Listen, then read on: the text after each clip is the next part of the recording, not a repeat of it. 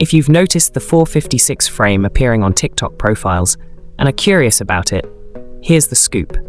It's part of a Squid Game-themed collaboration with TikTok and one of the platform's hottest trends right now.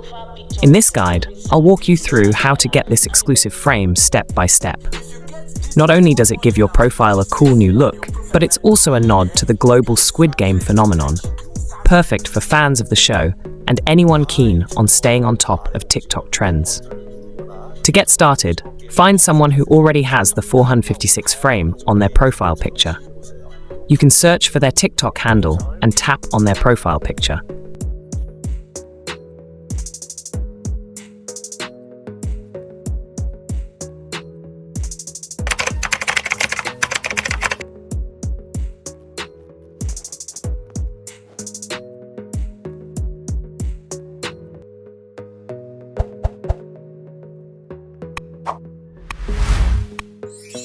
Once the frame displays, click the Get Frame option. TikTok will then prompt you to complete a simple Squid Game-themed challenge.